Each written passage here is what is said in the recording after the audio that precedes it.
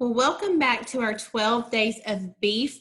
We are excited that you are here. Today we have a special guest, Mr. Andrew Whitney. And Andrew is the Vice President and Executive Chef at Blackhawk Farms. And we are so excited that you're with us, Andrew. How are you? I'm doing fantastic. Thanks for having us on. Good. Well, today we're going to talk a little bit about prepping a roast. So what tips do you have for consumers if they're prepping their roast at home for the holiday season? Well, one of the main things is understanding what type of roast you're cooking. So today we're going to be cooking a chuck roast, which is going to be a little bit more marbled, have a little bit more fat content in it. But some of the main things you want to look at are understanding the size of the roast so you know exactly how long you want to cook it for. And then making sure that the roast is prepped ahead of time. So the roast that we have, if you can see, has netting on it. And what this is going to do is ensure that the cook of the roast is even throughout the entire time by keeping all of the muscles compact and tight throughout the cooking process. So nothing overcooks and the center of the meat cooks thoroughly.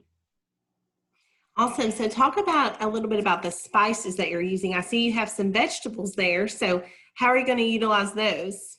Yeah, so on the base of the roasting rack that we're going to use, instead of putting it on a pan or on a sheet tray, we're actually going to put it here right on top of the vegetables.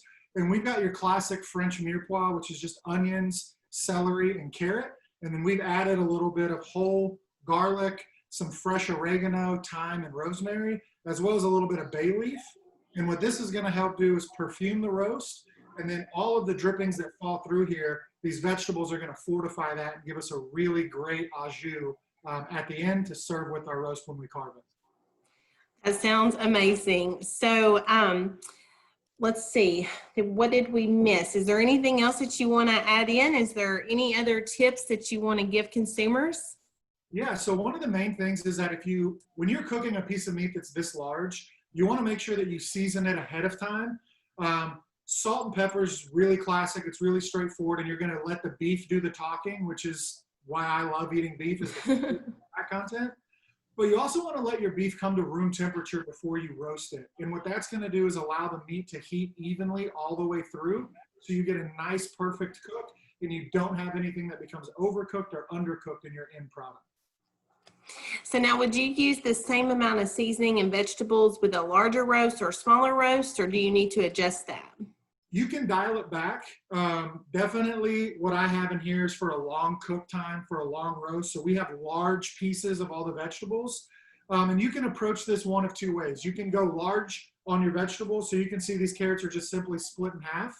But if you wanted to cut these smaller and then add them in halfway through the cook, it'll prevent your vegetables from overcooking and turning into mush. So then you can serve them on the side with your roast later. Or you can serve them like we're doing here, whole, and have them ride the entire time in the oven. Well, Andrew, that sounds amazing. I know that we're going to be back with you later to talk about carving a roast, and we are excited to see that. So thank you so much for being with us. We hope that everyone watching has a wonderful holiday season, and we hope that you're eating beef this holiday season. Thank you, Andrew. Thank you. Have a good one.